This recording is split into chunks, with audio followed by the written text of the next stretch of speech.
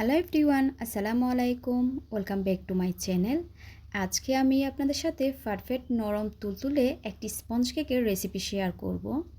আর রেসিপিটি আমি খুবই সহজভাবে তৈরি করে দেখাবো এবং আমার দেওয়া রেসিপিটা আপনারা শুরু থেকে শেষ অবধি পর্যন্ত স্টেপ বাই স্টেপ ফলো করলে আপনাদের কেকটিও একদম পারফেক্ট হবে। আমি ডিটেলস আকারে ভিডিওটি শেয়ার করেছি। চলুন তাহলে রেসিপিটি দেখে নেওয়া যাক। প্রথমে আমি শুকনো উপকরণগুলো ছেলে নিব। তার জন্য একটা চালনিতে নিয়ে নিচ্ছি 1 কাপ পরিমাণ ময়দা। আমি 1 কাপ পরিমাণ ময়দা থেকে 2 টেবিল চামচ পরিমাণ ময়দা তুলে নিচ্ছি। এবার দিয়ে দিব 2 টেবিল চামচ পরিমাণ কোকো পাউডার। এটা আমি মালয়েশিয়ান কোকো পাউডারটা ব্যবহার করেছি। 1.5 চা চামচ পরিমাণ বেকিং পাউডার দিয়ে দিচ্ছি।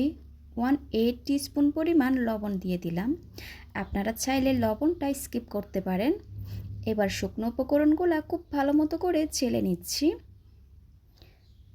শুকনো উপকরণ খুব ভালো মতো করে চেলে নেওয়া হয়ে গেলে আমি একটা স্প্যাচুলার সাহায্যে শুকনো উপকরণটা খুব ভালোভাবে মিশিয়ে নিচ্ছি।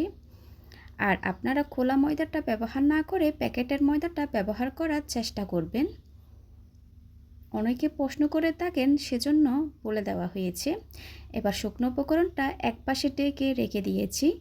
অন্য একটা পাত্রে রুমের স্বাভাবিক তাপমাত্রায় 4টা ডিমের সাদা অংশ আর কুসুমটাকে আলাদা করে নিয়েছি। এবার দিয়ে দিচ্ছি 3/4 কাপ পরিমাণ চিনি। আমি কখনো 4টা ডিমের জন্য 1 কাপ পরিমাণ চিনি ব্যবহার করি না। এবার অল্প পরিমাণ চিনি দিয়ে একটা ইলেকট্রিক বিটারের সাহায্যে মিডিয়াম স্পিডে বিট করে নিচ্ছি। আর ডিম যদি ফ্রিজে থাকে অবশ্যই 1 ঘন্টা আগে ফ্রিজ থেকে বের করে রাখবেন। আবারও আমি অল্প পরিমাণ চিনি দিয়ে নিচ্ছি। আমি অল্প অল্প চিনি দিয়ে ইলেকট্রিক বিটারের সাহায্যে মিডিয়াম স্পিডে বিট করে নিচ্ছি। আপনারা যদি হাই স্পিডে দিয়ে বিট করেন তাহলে ডিমের ফোমটা তাড়াতাড়ি হয়ে যাবে আর চিনিটা আস্ত থেকে যাবে। আপনারা চাইলে ডিমের কুসুম আর সাদা অংশ একসাথে দিয়ে বিট করতে পারেন, তখন কিন্তু সময়টা একটু বেশি লাগবে। আমার কাছে মনে হয় এভাবে করে বিট করলে সময়টা একটু কম লাগে। আমি 4 মিনিট মতো বিট করে নিয়েছি। এবার লাস্ট আমি বাকি চিনিটুকু দিয়ে আবারও বিট করে নিব 2 থেকে 3 মিনিট পর্যন্ত, বা চিনির দানাটা সম্পূর্ণ গলে যাওয়া পর্যন্ত। অবশ্যই আপনারা চেক করে নেবেন চিনিটা ভালো মতো করে গলেছে কিনা। আর যদি চিনি আস্ত থেকে যায়, অনেক সময় কি হয়, কেকটা অনেক বেশি ফুলে গিয়ে ঠান্ডা হয়ে যাওয়ার পর চুপসে যাবে। 2 থেকে 3 মিনিট বিট করার পর আমি চেক করে নিয়েছি চিনিটা সম্পূর্ণ গলে গিয়েছে। আপনারা যদি বুঝতে না পারেন হাতে নিয়ে একটু চেক করে নিতে পারেন। এবার বিটারটা আমি অফ করে দিয়ে দিচ্ছি ডিমের কুসুম।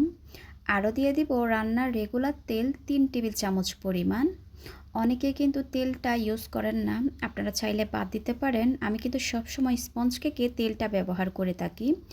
এবার দিয়ে দিলাম 1 চা চামচ পরিমাণ ভ্যানিলা এসেন্স। আপনারা চাইলে ভ্যানিলা এসেন্সের পরিবর্তে চকলেট ইমালশনও দিতে পারেন। এবার আবারও বিট করে নিচ্ছি 10 থেকে 15 সেকেন্ড পর্যন্ত। আমি কিন্তু এই পর্যায়ে ওভারবিট করব না। ওভারবিট করলে কিন্তু ডিমের ফোমটা কিন্তু বসে যাবে। এবার বিটারটা আমি সরিয়ে নিচ্ছি। এবার আগে থেকে চেলে রাখা শুকনো উপকরণগুলো আমি আরেকবার চেলে দিয়ে দিব। আমি কিন্তু শুকনো উপকরণটা 2 থেকে 3 বার করে চেলে দিব। অল্প পরিমাণ শুকনো উপকরণ চেলে দেওয়ার পর একটা হ্যান্ড হুইক্সের সাহায্যে আলতো হাতে ফোল্ড করে করে মিশিয়ে নিচ্ছি। আমি কিন্তু খুব আস্তে আস্তে করে এটা মিশাচ্ছি, আপনারা দেখে বুঝতে পারছেন। আর উল্টাপাল্টা করে যদি আপনারা এদিক থেকে ওই দিক থেকে মিশাতে যান তাহলে ডিমের ফোমটা বসে যাবে। আবারও আমি শুকনো উপকরণ দিয়ে নিচ্ছি। আবারও খুব ভালো মতো করে মিশিয়ে নিচ্ছি। এই মিশানোর কাজটা কিন্তু ধৈর্য সহকারে করতে হবে। আপনারা যদি তাড়াহুড়া করে করতে যান ডিমের ফোমটা কিন্তু বসে যাবে আর কেকের বেস্টও একদম ভালো হবে না। আমি শুরু থেকে শেষ অবধি পর্যন্ত ডিটেলস আকারে ভিডিওটি আপনাদের সাথে শেয়ার করছি। আপনারা যদি স্টেপ বাই স্টেপ ফলো করেন আপনাদের স্পঞ্জ কেকটিও একদম পারফেক্ট হবে আর বেক হওয়ার পরও একটুর জন্য চুপসে যাবে না। আমি বাকি শুকনো উপকরণ দিয়ে খুব ভালো মতো করে মিশিয়ে নিয়েছি। এবার ব্যাটারের ঘনত্ব কীরকম হবে আমি আপনাদেরকে একটু দেখিয়ে দিচ্ছি। দেখুন, আমি আরেকটু স্প্যাচুলার সাহায্যে মিশিয়ে নিচ্ছি। আমি আগে থেকে 10 মিনিট আগে ওভেনটা প্রিহিট করে নিয়েছি 160 ডিগ্রিতে। এবার সম্পূর্ণ ব্যাটারটা একটা 8 ইঞ্চ মোল্ডে ঢেলে নিয়েছি। মোল্ডটা একটু ট্যাপ করে আমি কেকটা বেক করে নিব 30 মিনিটের জন্য। এক এক ওভেনের তাপমাত্রা কিন্তু এক এক রকম হয়ে থাকে, আপনারা সেটার ধরন বুঝে দিয়ে দিবেন। কেকটা হয়ে যাওয়ার পর ওভেন থেকে বের করে আমি একটা টুথপিক দিয়ে চেক করে নিয়েছি। টুথপিক যখন ক্লিন হয়ে আসবে তখন বুঝে দিবেন কেকটা একদম পারফেক্ট হয়েছে। দেখুন, আমার কেকটা কিন্তু একদমই চুপসে যায় নাই, আপনারা দেখে কিন্তু বুঝতে পারছেন।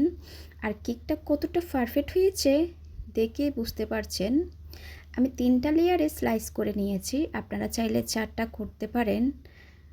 আশা করি আজকের রেসিপিটা আপনাদের ভালো লেগেছে, আপনাদের কিছুটা হলেও কাজে আসবে। আজকের মতো বিদায় নিচ্ছি, সবাই খুব ভালো থাকবেন। আল্লাহ হাফেজ।